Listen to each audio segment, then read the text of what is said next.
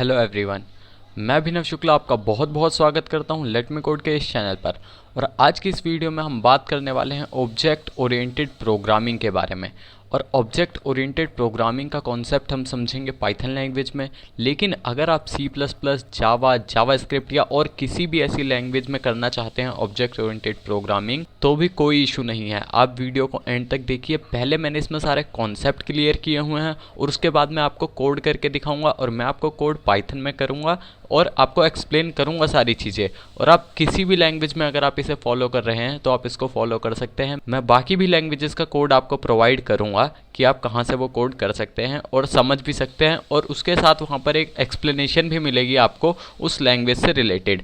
तो आप इस वीडियो में एंड तक बने रहिए, आपका सारा ऊप्स का कॉन्सेप्ट इस वीडियो में क्लियर हो जाएगा। तो चलिए देखते हैं कि इस वीडियो में हम क्या कवर करने वाले हैं। तो हम देखेंगे what is object oriented programming, building block of ऊप और 4 प्रिंसिपल्स ऑफ ऊप। तो ये तीनों चीज़ें बहुत ज़रूरी हैं। पहले हम ऊप का मतलब समझेंगे कि ऑब्जेक्ट ओरिएंटेड प्रोग्रामिंग होती क्या है, हम ये करते क्यों हैं। उसके बाद हम देखेंगे building block of object oriented programming, और उसके बाद हम देखेंगे सबसे मेन चीज़ जो है 4 प्रिंसिपल्स ऑफ ऊप। और हम इन चारों प्रिंसिपल्स को कोड के जरिए भी समझेंगे, कोड करके भी देखेंगे। तो चलिए शुरू करते हैं। तो सबसे पहले यहाँ पर बहुत सारी थ्योरी लिखी हुई है तो वो आपको देखनी पड़ेगी, तो थोड़ा सा समझते हैं, पढ़ते हैं, और उसके बाद आप इसको पॉज करके स्क्रीनशॉट ले लीजिए या आप इसके नोट्स बना लीजिए। तो यहाँ पर देखिए कि क्या है। Object oriented programming is a programming paradigm that relies on the concept of classes and objects। तो अब ये क्या है कि ऑब्जेक्ट ओरिएंटेड प्रोग्रामिंग एक प्रोग्रामिंग करने का तरीका है।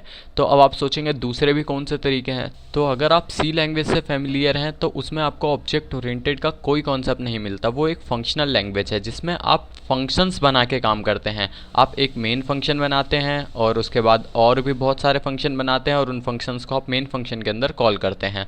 तो वो होता है आपका प्रोसीजरल लैंग्वेज, यानी कि वो आपका जो पुराना तरीका है। लेकिन आजकल की सारी मॉडर्न लैंग्वेजेस जैसे आप देख सकते हैं जावास्क्रिप्ट, सी प्लस प्लस, जावा, पाइथन और भी बहुत सारी लैंग्वेजेस हैं, सबके अंदर आपको ऑब्जेक्ट ओरिएंटेड का कॉन्सेप्ट मिलता ही है। और आप अगर कोडिंग कर रहे हैं तो आप कभी ना कभी, और कभी का आप मोस्टली टाइम ऑब्जेक्ट ओरिएंटेड का ही यूज़ कर रहे होंगे और उसके अंदर आप फंक्शंस बना रहे होंगे, बाकी चीज़ें कर रहे होंगे, लेकिन आप ऊप्स से काम जरूर कर रहे होंगे। तो ये चीज़ आप ध्यान में रखिए। तो मैंने आपको बताया कि ये एक तरीका है प्रोग्रामिंग करने का। अब उसके बाद इसका कॉन्सेप्ट है वो क्लासेस और ऑब्जेक्ट्स के ऊपर डिपेंड करता है। अब ये क्लासेस और ऑब्जेक्ट्स क्या हैं, तो चलिए पहले हम मूव करते हैं क्लासेस पे। तो क्लास क्या है? A class is an abstract blueprint used to create more specific concrete objects. तो एक हमारी क्लास होती है। लेट्स से मैं आपको एक एग्जांपल देता हूँ कि आपको एक यूज़र का डेटा स्टोर करना है या एक स्टूडेंट का डेटा स्टोर करना है, तो आप कौन सा डेटा टाइप यूज़ करेंगे? तो आप पूछेंगे कि वो डेटा किस तरह का है। तो अब मैंने आपको बताया कि वो आपका डेटा किसी भी तरह का हो सकता है। उसके अंदर आपका इंटीजर भी आएगा, स्ट्रिंग भी आएगी, उसके अंदर आपका डबल भी आ सकता है, मोबाइल नंबर भी स्टोर करना है। तो आप उसके लिए कौन सा डेटा टाइप यूज़ करेंगे आप मुझे बता दीजिए। मैं आपको इन्फॉर्मेशन दे देता हूँ कि मुझे स्टोर क्या क्या करना है, और उसके बाद आप अपने हिसाब से डेटा टाइप चूज़ कर लीजिए। तो आपके पास ऐसा कोई डेटा टाइप नहीं है जो कि आपकी सारी चीज़ें स्टोर कर सके। तो उसके लिए आपको एक क्लास बनानी पड़ती है, और एक क्लास को आप समझ सकते हैं यूज़र डिफाइंड डेटा टाइप, जिसके अंदर आप मल्टीपल टाइप्स का डेटा स्टोर कर सकते हैं। इसका कॉन्सेप्ट क्लास का अभी आपको क्लियर हो जाएगा। आप यहाँ पर थ्योरी में समझाऊंगा, अगर यहाँ पे भी क्लियर नहीं होता है तो उसके बाद जब हम इसका कोड देखेंगे तो ये आपका पूरा क्लियर हो जाएगा। तो मूव करते हैं हम दोबारा से अपने ओप्स की डेफिनेशन पे। It is use to structure a software program into simple reusable piece of code blueprints usually called classes. हम इसके अंदर क्लासेस बनाते हैं जो कि बहुत ही सिंपल होती है, रीयूजेबल होती है। आपको सेम कोड बार बार नहीं करना पड़ता। लेट्स से आपको कोई एक इस तरह का प्रोग्राम बनाना है जिसके अंदर आप स्टूडेंट्स का डेटा स्टोर कर रहे हैं। तो अब मैं बोलूँ एक स्टूडेंट है रोल नंबर 1, तो आपने रोल नंबर 1 के लिए प्रोग्राम लिखा जिसमें आप उसका डेटा स्टोर कर रहे हैं। फिर मैंने बोला आपको रोल नंबर 2 के लिए भी प्रोग्राम लिखना है, तो आप सेम टू सेम पूरा का पूरा कोड दोबारा से कॉपी करेंगे, उसके लिए लिखेंगे। तो इस कॉन्सेप्ट में क्या होता है, आपने एक बार कोड लिख दिया, जैसे कि आप इसको समझ सकते हैं कि ये एक तरह से जो टेम्पलेट है आप उस तरह से समझ सकते हैं कि आप उसके अंदर अब डायरेक्ट आप अपना ऑब्जेक्ट बनाएंगे क्लास का, और वो सारा का सारा डेटा उठ के जो आपने क्लास में लिखा है, क्लास को आप टेम्पलेट से समझ लीजिए कि आपने सारी चीज़ें पहले से ही डिफाइन कर रखी हैं। जैसे ही आपका न्यू स्टूडेंट आया, आपने उसका ऑब्जेक्ट क्रिएट किया, सारा डेटा उसके लिए भी क्रिएट हो गया। तो इस तरह से आप समझ सकते हैं क्लासेस को।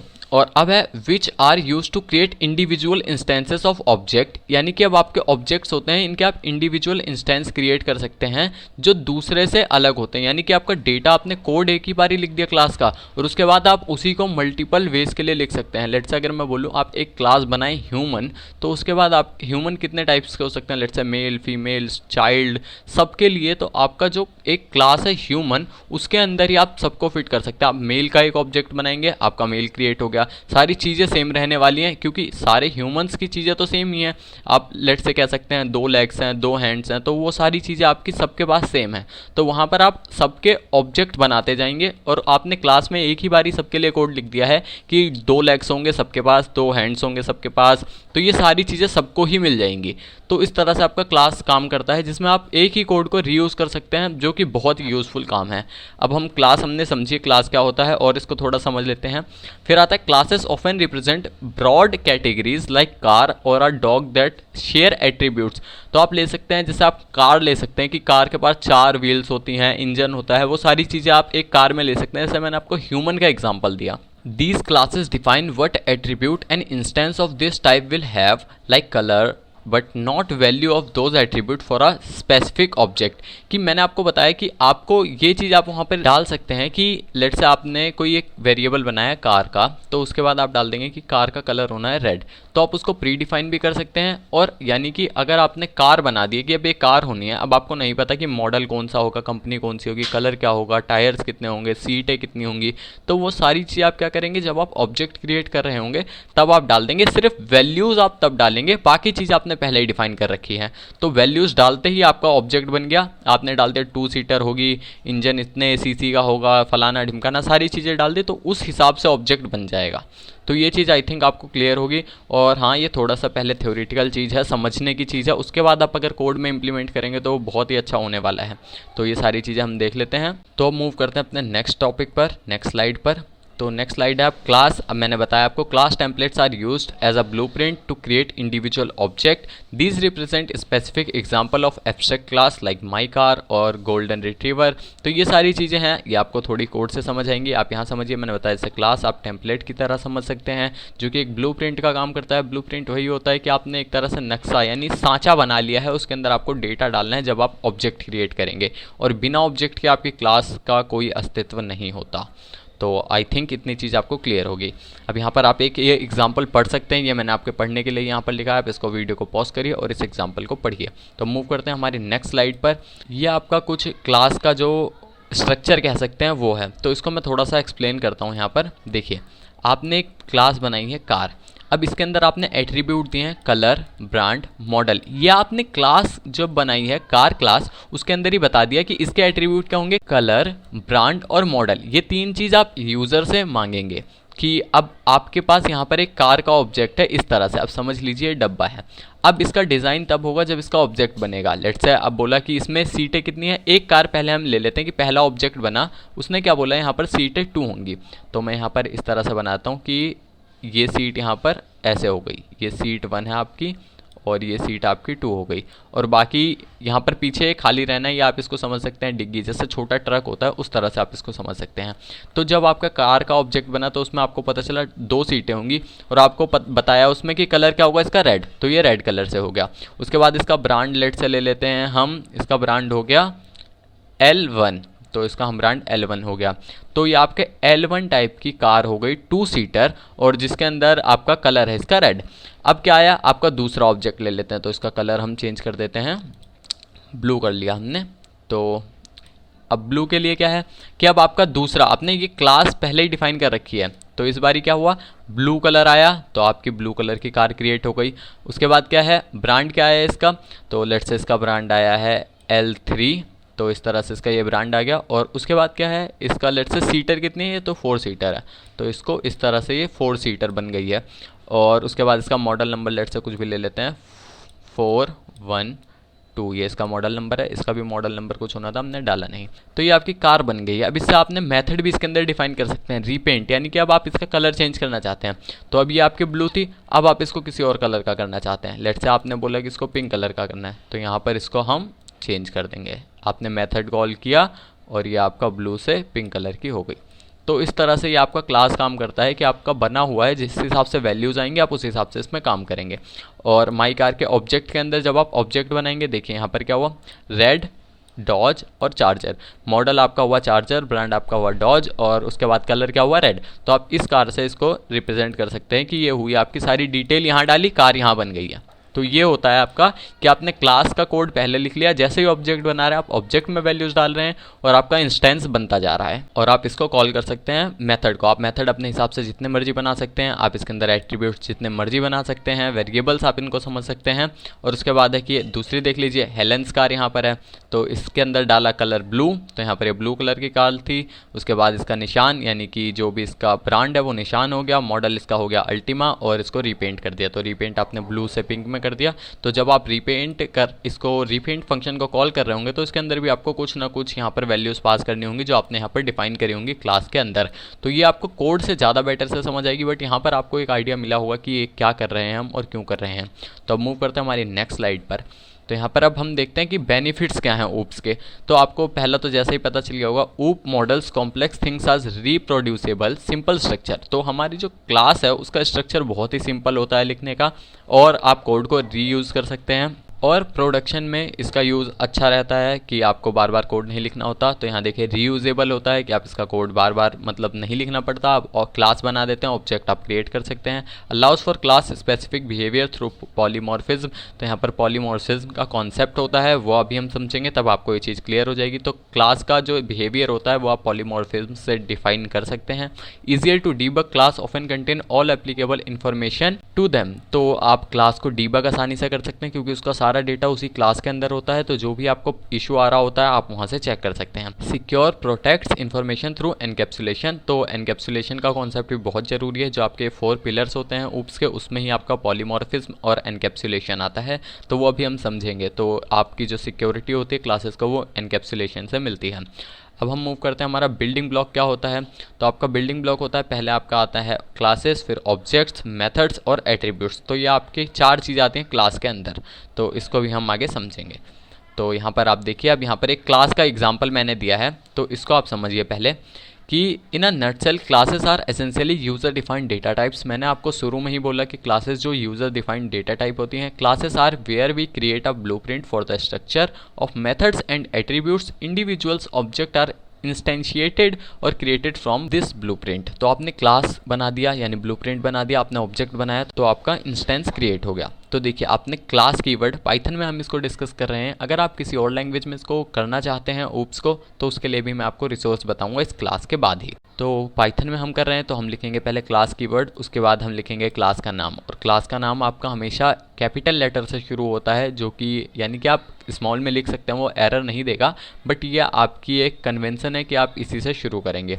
उसके बाद आपको यहाँ पर लगाना होता है कॉलन, फिर आप लिखेंगे डेफ कीवर्ड और आप इनिशियलाइज करेंगे कंस्ट्रक्टर। तो ये आपका कंस्ट्रक्टर है, इनिट करके नाम है इसका, underscore underscore init underscore underscore. तो ये आपका कंस्ट्रक्टर है जिसके अंदर आपको सेल्फ पास करना ही होता है। अब ये क्यों पास करना होता है ये मैं आपको आगे बताता हूँ। उसके बाद आपको जो ऑब्जेक्ट में वैल्यूज चाहिए, लेट्स से नेम और बर्थडे, ये 2 वेरिएबल्स मैंने बनाए हैं जो कि मुझे चाहिए ऑब्जेक्ट क्रिएट करते वक्त ऑब्जेक्ट के अंदर।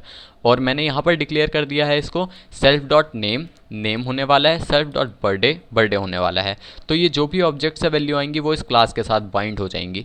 तो इस तरह से आपका एक क्लास का स्ट्रक्चर होता है आपका।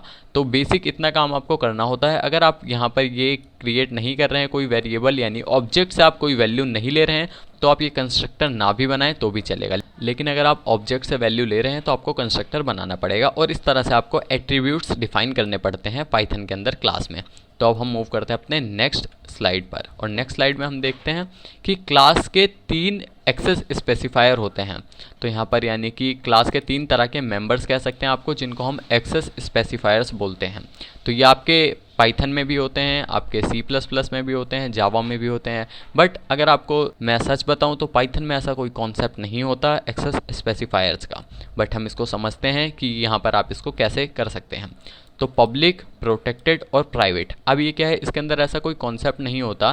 तो जो पाइथन डेवलपर्स हैं उन्होंने आपसी में ही ये चीज़ समझ लीजिए कि एक कन्वेंशन टाइप की बना दी कि अगर कोई वेरिएबल यहाँ पर प्राइवेट होना है, कि अगर यहाँ पर कोई वेरिएबल पब्लिक होना है, तो आप क्लास के अंदर इस तरह से वेरिएबल बना सकते हैं। जरूरी नहीं है आप उसका नाम पब्लिक रखें, आप नाम कुछ भी रख सकते हैं, ABC, इंटीजर, फलाना ढिमकाना, कुछ भी नाम हो सकता है। मैंने वेरिएबल का नाम ही पब्लिक रखा है। उसके बाद आप यहाँ पर कोई भी वैल्यू डिफाइन कर सकते हैं, वो इंटीजर हो सकती है, फ्लोट हो सकती है, स्ट्रिंग, जैसा कि आप नॉर्मल वेरिएबल बनाते हैं पाइथन में, उसी तरह से आपको क्लास के अंदर बनाना होता है। बट आपको यहाँ पर जो कंस्ट्रक्टर है उससे पहले ही आपको ये बनाना होता है, और ऐसा ही आपको हर लैंग्वेज में करना पड़ता है। आप कंस्ट्रक्टर से ऊपर ही वैल्यू बना देते हैं। तो यहाँ पर इस तरह से आप पब्लिक वेरिएबल बना सकते हैं। अब हम बात करते हैं प्राइवेट की। अब ये प्राइवेट क्या है? तो जब भी आपको प्राइवेट वेरिएबल बनाना होता है, तो ये प्राइवेट कोई कीवर्ड नहीं है, ये भी वेरिएबल का नाम ही है। मैंने वेरिएबल्स के नाम ऐसे ही लिखे हैं, यानी पब्लिक, प्रोटेक्टेड, प्राइवेट, इसीलिए लिखे हैं ताकि आप समझ सकें ये कौन सा वेरिएबल है।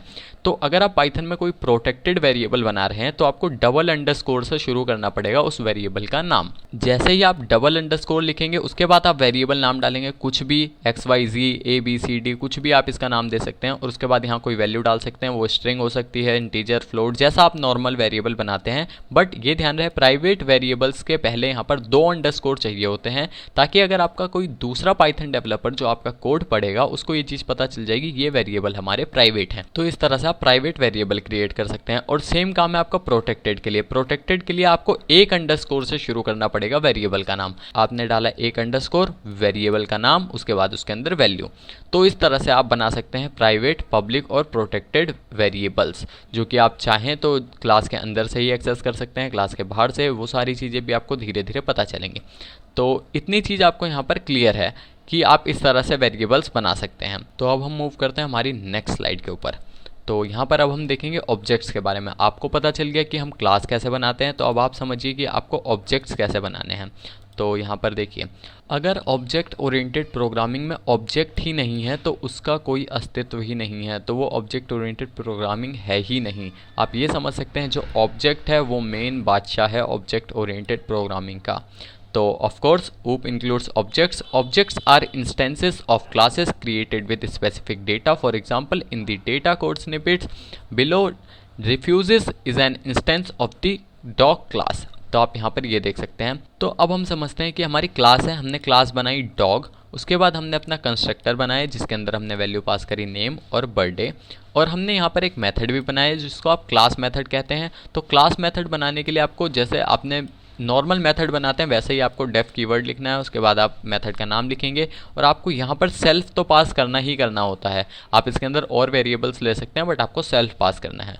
और अगर आप क्लास के अंदर दूसरे वेरिएबल्स एक्सेस करना चाहते हैं जो क्लास वेरिएबल हैं, जैसे ये नेम और ये बर्थडे, तो आपको सेल्फ डॉट नेम और सेल्फ डॉट बर्थडे यानी सेल्फ डॉट लगा के ही आपको कॉल करना पड़ेगा। तो इस तरह से आप उसको एक्सेस कर सकते हैं। तो ये हमारी क्लास है, क्लास के अंदर आपको पता चल गया वेरिएबल्स कैसे बनते हैं, पब्लिक, प्राइवेट, प्रोटेक्टेड वेरिएबल्स कैसे बनते हैं, मेथड्स कैसे बनते हैं, और उसके बाद अब मेन चीज़ आता है ऑब्जेक्ट। तो ऑब्जेक्ट कैसे बनते हैं किसी क्लास के अंदर। तो ऑब्जेक्ट बनाने के लिए आपको पाइथन लैंग्वेज में ऑब्जेक्ट का नाम लिखना पड़ेगा, उसके बाद इक्वल्स टू का साइन, आपको क्लास का नाम लिखना पड़ेगा, और आप लगाएंगे पैरेंथेसिस। और अगर आपने यहाँ कंस्ट्रक्टर में कोई वैल्यू पास करी है, मैंने यहाँ करी है नेम एंड बर्थडे, आप सेल्फ इंक्लूड मत करिए, लेकिन आपको सेल्फ लिखना पड़ेगा। अब यहाँ पर सेल्फ की जगह आप कुछ भी लिख सकते हैं। अभी हम सेल्फ की बात नहीं कर रहे हैं, अभी आप समझ लीजिए कि आपको सेल्फ ही लिखना है। ये चीज़ आपको जहाँ जहाँ सेल्फ दिख रहा है इसी तरह से करनी है। तो अभी देखिए, नेम और बर्थडे 2 वेरिएबल मेरे कंस्ट्रक्टर में जा रहे हैं, तो मुझे 2 वैल्यूज़ अपने ऑब्जेक्ट में पास करनी पड़ेगी। पहली हो गई रिफ्यूज और दूसरी उसका डेट ऑफ बर्थ, तो ये आपको पास करनी पड़ेगी। तो जैसे ही आपने इस कंस्ट्रक्टर के अंदर वैल्यू पास करी, सबसे पहले आपने ऑब्जेक्ट क्रिएट करते ही सबसे पहले आपका इनिट मेथड यानी कि ये कंस्ट्रक्टर चलता है, और इस कंस्ट्रक्टर के चलते ही आपकी सारी वैल्यूज़ इन दोनों के अंदर आ गई जो आपने यहाँ पर पास करी हैं। और उसके बाद अगर आप इस मेथड को कॉल करेंगे तो आपका ये आउटपुट आ जाएगा, hello refuse your date of birth is, यहाँ पर आपकी डेट ऑफ बर्थ। आप यहाँ पर ये लॉजिक मत लगाइए कि यहाँ पर डॉग का मैंने किस तरह से ये प्रिंट कराई और DOB इज इतना, तो आप उस चीज़ पे ध्यान मत दीजिए कहीं आप सोचें कि डॉग कैसे देखेगा। तो आप यहाँ पर ये चीज़ समझिए कि आप क्लास और ऑब्जेक्ट्स कैसे बनाते हैं। तो आई थिंक आपको ये चीज़ क्लियर होगी कि ऑब्जेक्ट बनाने के लिए आपको क्या करना पड़ता है। तो ये आपका क्लासेस और ऑब्जेक्ट्स का कॉन्सेप्ट था। अभी तो मेन चीज़ें बाकी हैं, तो आगे हम मूव करते हैं। अब आता है एट्रीब्यूट्स और मेथड्स क्या होते हैं। तो एट्रीब्यूट्स मैंने बताया, यहाँ पर आप इसको पॉज करके पढ़ लीजिए, आप ही के लिए ये चीज़ लिखिए, बट मैं आपको प्रैक्टिकल प्रैक्टिकली दिखा देता हूँ। तो आपके एट्रीब्यूट्स होते हैं ये नेम, बर्थडे, जो भी यहाँ पर आपके वेरिएबल्स काइंड ऑफ बनते हैं इनको आप बोलते हैं एट्रीब्यूट्स। और आपके जो ये मेथड्स हैं, आप इसके अंदर कितने भी मेथड बना सकते हैं और कितने भी एट्रीब्यूट बना सकते हैं, जिसके अंदर आपको सेल्फ पास करना ही होता है। तो ये आपका होता है एट्रीब्यूट और ये आपके होते हैं मेथड क्लास के अंदर, आप इसको पढ़ सकते हैं। और इतने के बाद अब हमारा आता है 4 main pillars of object oriented programming. तो हमारे 4 पिलर्स हैं एनकैप्सुलेशन, एब्स्ट्रैक्शन, इनहेरिटेंस और पॉलीमॉर्फिज्म। इनको हम अब डीप में समझेंगे और इनको हम कोड के जरिए भी समझेंगे। तो ये हमारे मेन कॉन्सेप्ट है। आप इनका ओवरव्यू एक लाइन में यहाँ पर पढ़ सकते हैं, बाकी हम इनको आगे ढंग से समझते हैं। तो चलिए मूव करते हैं नेक्स्ट में, आप इसको पॉज करके पढ़ लीजिएगा। तो अब हमारा आता है इनहेरिटेंस क्या करता है। तो inheritance allows classes to inherit features of other class, put another way parent class extend attribute and behaviour to a child class. तो यहाँ पर हम इन चारों कॉन्सेप्ट को थ्योरी से ज़्यादा प्रैक्टिकल में समझेंगे। तो इसके लिए हम अपना VS कोड ओपन करते हैं और वहाँ पर इस चीज़ को समझते हैं। हम प्रैक्टिकल के साथ साथ थ्योरी समझेंगे। तो चलिए हम चलते हैं अपने VS कोड के ऊपर।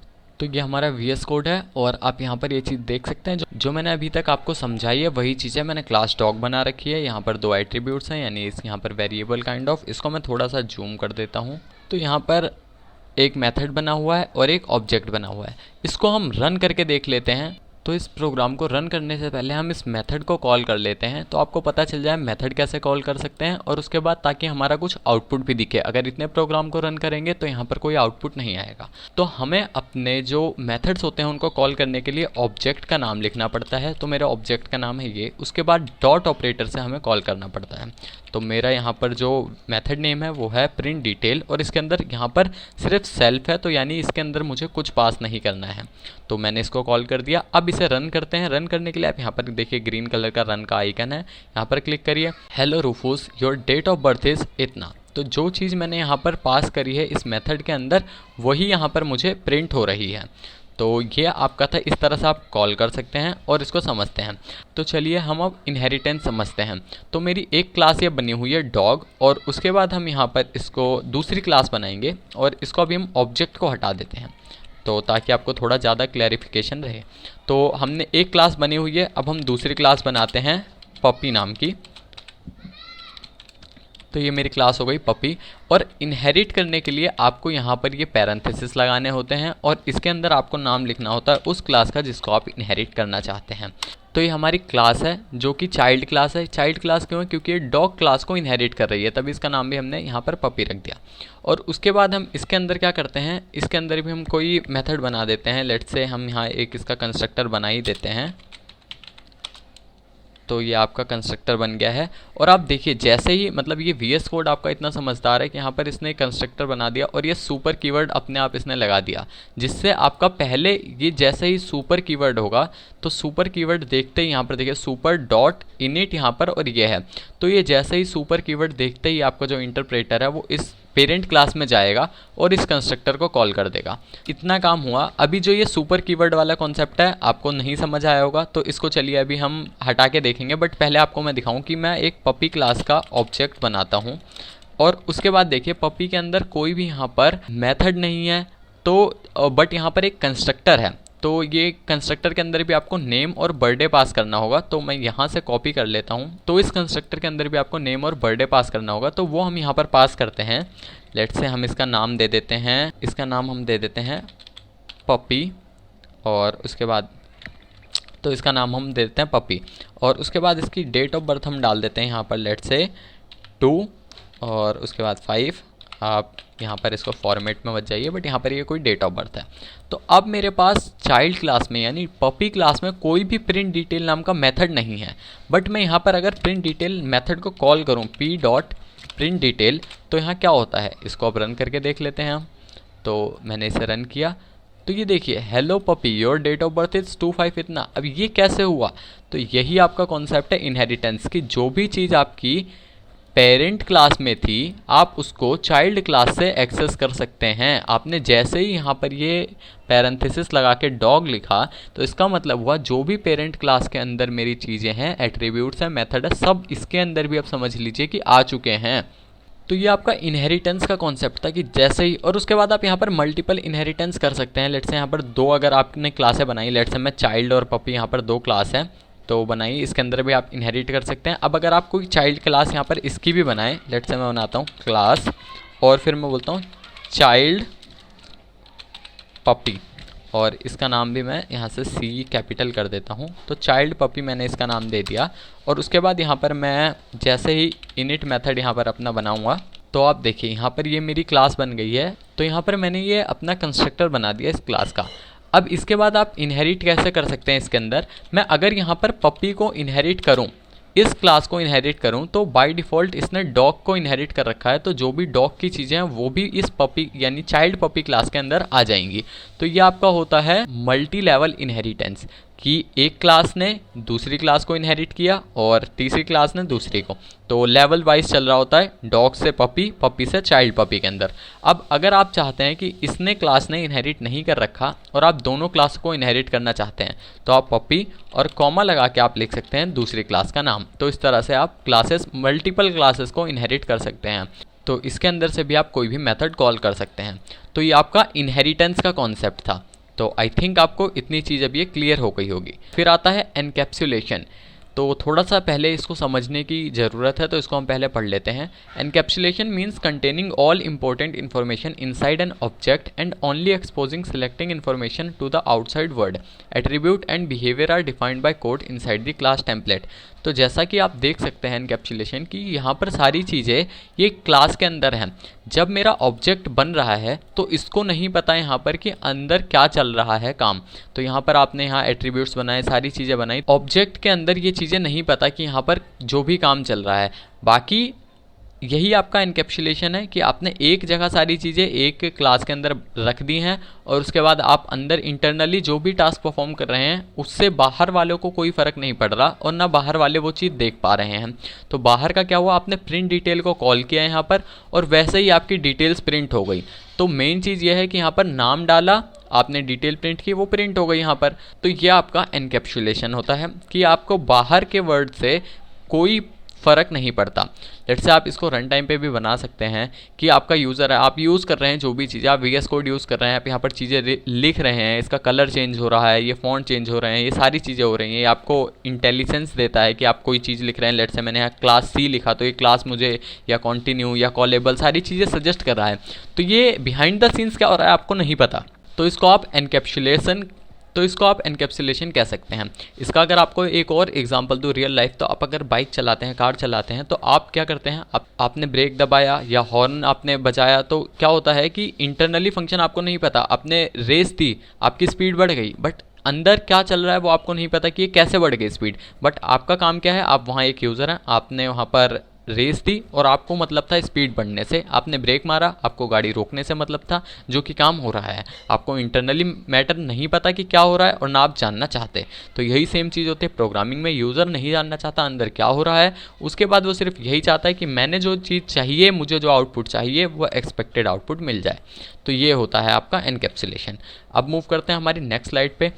तो आप यहाँ पर एनकैप्सुलेशन का एग्जांपल जो मैंने आपको दिया वो देख सकते हैं कि आपने कुछ यहाँ पर पब्लिक वेरिएबल्स बनाए जो कि आप चाहते हैं क्लास के बाहर से भी एक्सेसिबल हों, जो दूसरों को पता भी चले, और आप प्राइवेट भी बना सकते हैं। इसके अंदर आप कोई प्राइवेट वेरिएबल भी बना सकते हैं। लेट्स से मैं यहाँ पर अगर डिक्लेयर कर दूँ तो अब ये अच्छा लग रहा है प्राइवेट वेर, और यहाँ पर इसका नाम रख दिया। अब इसको अगर मैं क्लास के बाहर से एक्सेस करना चाहूँ, लेट्स से इसके क्लास के ऑब्जेक्ट से, अगर मैं यहाँ पर लेट्स से P यानी पपी जो इसका ऑब्जेक्ट है, इससे अगर मैं कॉल करके देखूँ किसको, नेम को, तो मैं नेम को प्रिंट कर देता हूँ। फिर आप देखते हैं यहाँ पर क्या होता है, प्रिंट p.name। तो अगर मैं इसे रन करूँ तो यहाँ पर क्या होगा देखते हैं। तो मैंने जब इसको कॉल किया तो यहाँ पर ये इसका इनहेरिटेंस हटा दिया था मैंने, तो इसको अभी क्लियर कर देता हूँ और डॉग यहाँ पर इनहेरिट कर लिया। अब मैं यहाँ पर इसको प्रिंट करके देखता हूँ।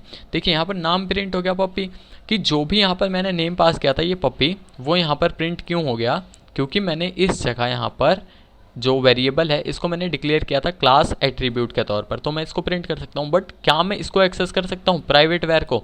तो इससे पहले मैं एक पब्लिक वेरिएबल भी बना देता हूँ, लेट्स से var1, और इसका नाम देता हूँ पब्लिक वेरिएबल। तो इसको मैं अब इसके बाद var1 को प्रिंट करके देखता हूँ क्या मैं इससे कॉल कर सकता हूँ var1 को। तो यहाँ पर मैंने लिखा, उसके बाद मैंने यहाँ इसको रन किया। देखिए पब्लिक वेरिएबल, इसकी वैल्यू प्रिंट हो गई है। तो अब इसी तरह मुझे इस प्राइवेट वेरिएबल को भी एक्सेस कर लेना चाहिए। तो मैं यहाँ पर अगर लिखूँ प्राइवेट वेर, तो उसके बाद अगर आप यहाँ पर देखें, इसको आप डबल अंडरस्कोर लगा के भी कॉल करें। तो मैं इसको रन करके देखता हूँ। देखिए यहाँ से कॉल नहीं हो रहा है। तो ये कॉल क्यों नहीं हो रहा है? कॉल इसीलिए नहीं हो रहा है क्योंकि ये प्राइवेट यहाँ पर वेरिएबल है, इसलिए ये कॉल नहीं हो रहा है। तो अगर मैं यहाँ पर डॉग क्लास का वेरिएबल बनाऊँ, लेट्स से मैं इसको डॉग कर देता हूँ, तो क्या होता है, क्या मैं इसको कॉल कर पाऊँगा? तो अब इसको प्रिंट करके देखते हैं, रन करते हैं। मैंने रन किया, यहाँ पर भी इसको हम कॉल नहीं कर पा रहे हैं। तो ये चीज़ है कि आप जो प्राइवेट मेथड्स हैं उसको क्लास के बाहर एक्सेस नहीं कर सकते। अगर आपको एक्सेस करना है प्राइवेट वेरिएबल को, आप किसी मेथड के अंदर कॉल कर सकते हैं। लेट्स से मैं यहाँ पर अगर कॉल करना चाहूँ, तो आपको यहाँ पर प्राइवेट वेरिएबल्स को एक्सेस करने के लिए मेथड्स बनाने पड़ते हैं। तो इस मेथड में देखिए मैंने प्रिंट प्राइवेट यहाँ पर एक मेथड बनाया है जिसके अंदर मैंने वैल्यू पास करी सेल्फ, और उसके बाद यहाँ पर सेल्फ डॉट प्राइवेट वेयर करके आप इसको कॉल कर सकते हैं। अब अगर मैं इसे रन करूँ तो आप देखिए यहाँ पर इसे रन किया, आई एम प्राइवेट, अब ये प्रिंट हुआ है। और बिना यहाँ पर कोई मेथड बनाए अब इसको बाहर एक्सेस नहीं कर सकते हैं। तो ये होता है आपका एनकैप्सुलेशन। अब मूव करते हैं हमारे नेक्स्ट टॉपिक पर, जो कि है एब्स्ट्रैक्शन। तो abstraction means that the user interacts with only selected attributes and methods of an object. Abstraction uses simplified high level tools to access a complex object. तो एब्स्ट्रैक्शन भी आपका होता है कि लेयर्स होती हैं using simple things to represent complexity, hide complex detail from user. तो abstraction होता है कि आपने चीज़ें हाइड करी, यानी लेयर्स एक तरह से बनाने का मतलब होता है। तो अब क्या है कि अगर आपका यूज़र है, प्रोग्राम यूज़ कर रहा है, तो वो सिर्फ आपके ऑब्जेक्ट से ही यहाँ पर इंटरेक्ट करेगा, बाकी वो आपके किसी भी क्लास के इस मेथड से इंटरेक्ट नहीं करेगा। क्लास के अंदर क्या चल रहा है आपने लेयर्स के अंदर डिफाइन कर रखा है, कुछ आपने प्राइवेट बना रखे हैं, कुछ प्रोटेक्टेड हैं, कुछ यहाँ पर आपने पब्लिक बना रखे हैं। तो सारी चीज़ें हैं जो कि एक लेयर वाइज काम कर रही हैं। तो लेयर में अगर आप देखें तो सबसे पहले आपका यहाँ पर आएगा ऑब्जेक्ट, तो ऑब्जेक्ट के बाद आप क्लास में जाएंगे, क्लास। तो इस तरह से सारी ये लेयर्स चलती हैं। तो जो यूज़र है, फाइनल यूज़र, आपने अंदर ही ऐसा कोड लिख दिया तो उसको इन चीज़ों से मतलब ही नहीं है, और आप उससे हाइड करना भी चाहते हैं ये चीज़ें। अगर आप अपना ये कोड पब्लिक कर देंगे तो कोई भी इसको यूज़ कर सकता है। तो आपका सिर्फ आपके कोड करने का मतलब क्या हुआ? तो उसके लिए आप ये चीज़ें हाइड करके रखते हैं ताकि आपकी इन्फॉर्मेशन बाहर ना जाए। और कई बार यहाँ पर बहुत ही इंपॉर्टेंट डिटेल्स आती हैं तो उसको आप हाइड करना ही चाहते हैं। Then when an object is instantiated from the class, the data and methods are encapsulated in that object. Encapsulation hides the internal software code implementation inside a class and hides internal data of inside object। तो यही है, जैसे आपने इसके अंदर object के अंदर ये वैल्यूज पास करी, ये तुरंत के तुरंत यहाँ पर आई और इस क्लास के साथ बाइंड हो गई। अब इस क्लास के अंदर जैसे ही डेटा आ चुका है इंस्टेंस बनते ही, तो अब ये इस क्लास के अंदर ही रहेगा, अब ये बाहर नहीं दिखेगा। जो भी यूज़र है वो इतनी ही चीज़ से इंटरेक्ट कर सकता है। तो आई थिंक आपको ये चीज़ अब क्लियर होगी। तो मूव करते हैं नेक्स्ट हमारे टॉपिक के ऊपर। तो आप एब्स्ट्रैक्शन भी देख सकते हैं, complexity, engine, hidden, enclosed, simple user interface. कि आपको कार ऊपर से दिख रही है बट यहाँ पर जो इंजन है आप उसको नहीं देख सकते, तो उसको यहाँ पर एब्स्ट्रैक्ट किया हुआ है, यानी हाइड किया हुआ है। और अब देखते हैं हमारा पॉलीमॉर्फिज्म, बहुत ही इंपॉर्टेंट चीज़ है। और आपको सिंपल एक एग्जांपल से बता देता हूँ कि अगर मैं इतना कोड, इसको अभी लेट्स से मैं कमेंट कर दूँ, और अगर मैं आपसे बोलूँ कि क्या आपने, अगर आप पाइथन यूज़ करते हैं तो क्या आपने दो नंबर्स को ऐड किया है कभी? आप बोलेंगे क्या बात कर रहे हो, वो तो हमने किया है। तो लेट्स से आपने किया प्रिंट 5 + 9। तो अब इसको चलिए रन करके देखते हैं। यहाँ मैंने रन किया 14, वाओ आउटपुट आ गया, ऐड होके नंबर्स। सही है यार, ये तो बढ़िया चीज़ है। अब हम इसको देखते हैं। मैंने यहाँ पर लिखा हेलो, और उसके बाद मैंने यहाँ पर लगाया प्लस, और उसके बाद मैंने दोबारा से किया वर्ड। अब क्या हुआ? Hello word. अब मैं इसको रन करता हूँ, ओ माई गॉड हेलो वर्ल्ड, ये भी यहाँ पर प्रिंट हो गया। अब ये क्या हुआ? मैंने पहले इंटीजर डाला, उसके बाद यहाँ पर स्ट्रिंग डाली, दोनों ही ऐड होके प्रिंट हो गई। ये क्या जादू है भाई? तो अब यहाँ पर जादू यही है, क्योंकि स्ट्रिंग्स को आप ऐड कर सकते हैं। आप खुद सोचिए, स्ट्रिंग्स को आप ऐड कभी कर सकते हैं? नहीं कर सकते, पॉसिबल ही नहीं है। आप स्ट्रिंग को कनकैटिनेट करते हैं तो वो पॉसिबल होता है। सॉरी, यहाँ पर ये बैड जोक था, बट यहाँ पर यही है कि आप स्ट्रिंग को कनकैटिनेट कर सकते हैं, ऐड नहीं कर सकते। तो ये चीज़ आपको क्लियर है। और सेम आप नंबर्स के लिए करते हैं। आपने लिखा जब 9 + 5 तो वो ऐड हो गया, यहाँ पर ये ऐड हुआ है, यहाँ पर ये कनकैटिनेट हुआ है। तो जो आपका ये प्लस है, इसने क्या किया? ये यहाँ पर एक बार ये एडिशन कर रहा है, यानी इंटीजर के लिए भी काम कर रहा है, स्ट्रिंग के लिए भी काम कर रहा है। ये तो बड़ा जादूगर आदमी है। तो उसके बाद अब क्या करते हैं? अब हम इसको देखते हैं कि डेफिनेशन क्या है इसकी। तो अब हम इसकी डेफिनेशन देखते हैं। Polymorphism means designing object to share behaviours using inheritance. Object can override shared parent behaviour with specific child behaviour. Polymorphism allows the same method to execute different behaviour. तो यहाँ पर ये चीज़ें हैं, ये अब क्लास के प्रोस्पेक्टिव से समझते हैं हम, क्योंकि हमने यहाँ पर सिंपल तो समझ लिया। तो चलिए अब हम इसको क्लास के उससे भी समझते हैं। तो यहाँ पर मैं इसको हटा देता हूँ, नहीं यहाँ पर एक तो रहना ही चाहिए। तो ये है, अब मैं इसके अंदर कोई मेथड बनाता हूँ, लेट से प्रिंट डिटेल करके ही। तो इसको मैं हटा देता हूँ अभी, और इसकी भी मुझे कोई ज़रूरत नहीं है। लेट से यहाँ पर मैं एक मेथड बनाऊँगा जिसका मैं नाम रखूँगा प्रिंट डिटेल करके, और जो कि सेम होने वाला है जैसा कि आपका ऊपर है। अब यहाँ पर क्या है, इसमें मैं कोई वैल्यू पास करूँ ना पास करूँ, तो यहाँ पर लेकिन मैं वैल्यू पास नहीं करूँगा, क्योंकि जैसा मेरा सेम पेरेंट क्लास में वैसा ही मैं चाइल्ड क्लास में बनाना चाहता हूँ। अब मैं यहाँ पर प्रिंट करना चाहता हूँ कि I am from child class, तो ये मैं प्रिंट करूँगा। अब मैं प्रिंट डिटेल कॉल करके देखता हूँ, अगर मैं यहाँ पर पपी क्लास का ऑब्जेक्ट बनाऊँ तो यहाँ पर क्या होता है। प्राइवेट इसको नहीं करना, हमें करना है प्रिंट डिटेल को। तो प्रिंट डिटेल को हम यहाँ पर कॉल करके देखते हैं। तो चलिए इसको रन करते हैं। हम रन किया, I am from child class. वो अभी तक तो क्या हो रहा था, अभी तक आपका ये कॉल हो रहा था कौन सा, पेरेंट क्लास वाला। अब चाइल्ड क्लास का कैसे होगा, दोबारा से अगर मैं इसको यहाँ पर कमेंट करूँ, उसके बाद इसको मैं करूँ पास। अब इसे एक बार रन करके देखते हैं क्या होता है। मैंने रन किया, hello puppy your date of birth is इतना। अब ये यहाँ पर ये कैसा जादू हुआ, यहाँ पर तो कुछ है ही नहीं। ये पास तो आपको पता है, मैंने सिर्फ क्लास के अंदर कुछ नहीं लिखना चाहता इसलिए किया है, वरना एरर आती। तो यहाँ पर हुआ क्या कि अब मैं कॉल कर रहा हूँ तो ये पेरेंट क्लास का कॉल हो रहा है, बट अगर मैं इसके अंदर भी बना दे रहा हूँ इसे, तो ये इस वाले को कॉल कर रहा है। जी हाँ, ये आपका ओवरराइड का कॉन्सेप्ट होता है। आपने जो मेथड यहाँ पर पेरेंट क्लास में बनाए हैं, आप उसको रीडिफाइन कर सकते हैं चाइल्ड क्लास में। तो ये ओवरराइड का कॉन्सेप्ट क्लियर हो गया आपको। अब देखते हैं हमारे पास और क्या है यहाँ पर। तो यहाँ पर है मेथड ओवरराइडिंग, जो कि मैंने आपको दिखा दिया। सेम चीज़ आप यहाँ पर एक याद रखिए, same name same parameter. Overriding में होता है सेम नेम सेम पैरामीटर। मैंने बताया फंक्शन का नेम प्रिंट डिटेल मैंने सेम रखा है एज इट इज़, जैसा पेरेंट क्लास में था, और पैरामीटर भी सेम है, यानी कि कुछ पास नहीं किया। सेल्फ तो क्लास के लिए होता है तो वो पास किया सिर्फ, और सेम नेम सेम पैरामीटर होता है। और यहाँ पर आपको मेथड ओवरराइडिंग आपका हमेशा इनहेरिटेंस के ही केस में होता है। अब देखते हैं मेथड ओवरलोडिंग। ये क्या है, ये होता है कंपाइल टाइम पॉलीमॉर्फिज्म, और ये होता है run time. Overriding run time होता है और overloading compile time. Uses method overloading, method और फंक्शंस में have the same name but a different number of parameters, यानी सेम नेम डिफरेंट पैरामीटर्स।